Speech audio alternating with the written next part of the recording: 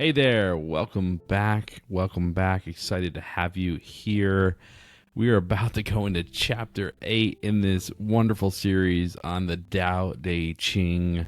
Hope you're getting a lot out of this. I know I am. I have so much fun just making these videos and getting them out to the world and getting them out to you and watching you start to grow and change based on some of the things that I'm sharing. So this is just an absolute joy. And if you can find something like this that you can do in your life, I would highly, highly, highly recommend it. With that being said, let's jump into chapter 8, water. Yeah, water. The best is like water. Water benefits the myriad things. Water does not contend. It abides in that which the multitude abhor. It is close to the Tao. The best dwelling depends on terrain. Best heart and mind depends on depth. Friendship on kindness. Words on good faith. Government on order. Practical matters on competence. Movement on timing. Wheresoever there is no contending, there is no fault. Let's dive into the River Master's interpretation on his commentary. In heaven, water forms mist and falling dew. On earth, it forms springs and lakes. The multitude abhor the low-lying, abhor all that is damp and muddy, but water flows quietly through these very places and settles in them. Dammed, it comes to a halt. Released, it flows. It follows and obeys. This is its nature. No one can find fault with water. In its nature, it is close to the Tao. It brings benefit to plants. Flowing beneath them, it resembles the woman lying beneath the man. Oh, water, water, water, water. First off, let's just say this. As you all probably know, we are 70%, at least 70% water. So our human body here is made up of 70% of water. So we are water, essentially, right? We're majority water. So behaving like water is a good idea. So why is water-like behavior a good idea? Why do you think water-like behavior is a good idea? Water is a passive substance, or at least, well, passive isn't the right word. It is a receptive substance, meaning, as the chapter states, water flows. It can be dammed. It can be bottled. It can be drank. It can be washed. It can wash you. It does all of the things that you probably wouldn't want to do yourself, right? So water-like behavior in the world, to me, is like literally the idea of going with the flow, right? Flowing with the water. If life has put a roadblock in front of you in a certain path, you stop. If the door opens, you flow. If you have to do something you don't like, you do it without complaining about it. If you end up with something that you love, you receive it in gratitude. You don't necessarily brag about it, right? This is the idea, is that water-like behavior is literally the flowing behavior, right? It is this idea that whatever is happening in the world, you're going to counterbalance it, right? You're not going to resist it. And that resistance is what creates that sense of suffering, right? If you think about a time in your life when there was something about to happen, you were anticipating some sort of negative event.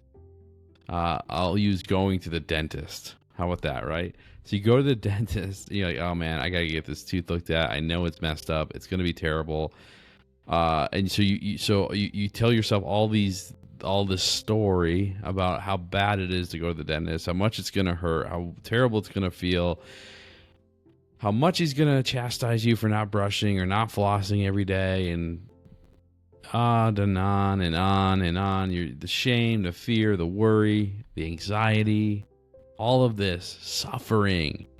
Now, let's say the appointment's in 3 days, and you spend the next 3 days suffering, doing all the things I just said, worrying, being anxious, and those 3 days now are lost to this all this suffering. If you're letting yourself become emotionally hijacked by this future experience that's coming at you, and then you go to your kid's Little League game and you can't be present there because you're worried about the dentist in 2.5 days, or you're at work and you're trying to do good work but you can't because you're focused on the issue that's coming towards you in 2 days, or you're sitting at the dinner table and you can't have a quality conversation with your wife or your husband because you're focused on a future event that's coming in the next day.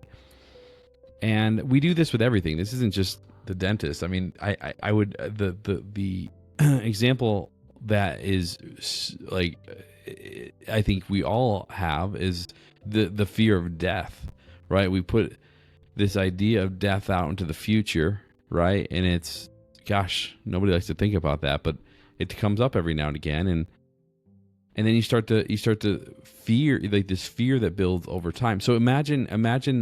You probably don't have to imagine this too hard because you're probably experiencing this. If you fear death, some people say they don't fear death, but most people, like in their heart of hearts, actually do fear what death means.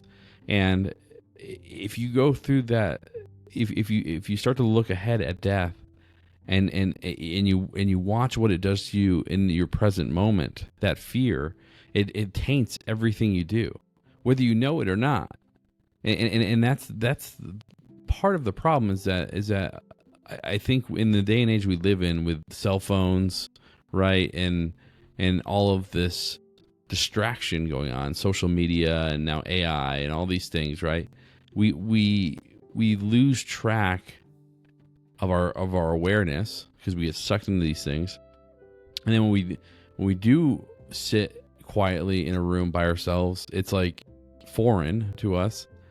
And then you've got these fears of underlying all of this, right, that are tainting your experience of life. So you've got tons of distraction, tons of fear now in the world, and it's just suffering. It's just more and more and more suffering.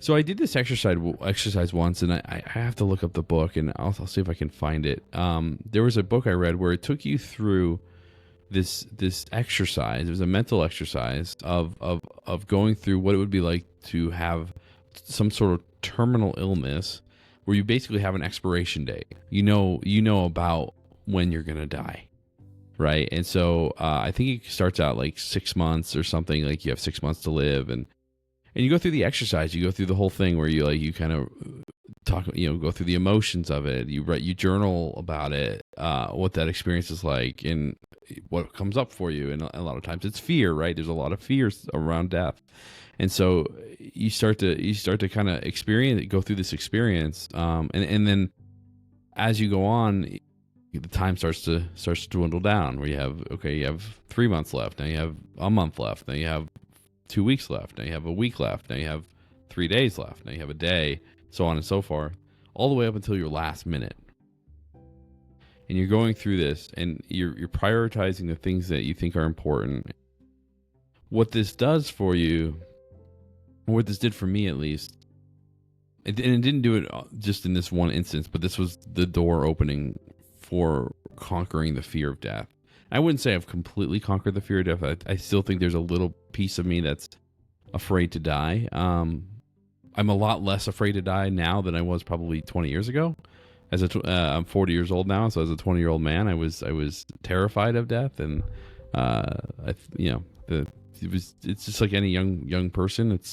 You think you have your whole life ahead of you, and that starts to shift as you get older. But going through this exercise of dying, at least intellectually dying, really put into perspective that one, life is precious.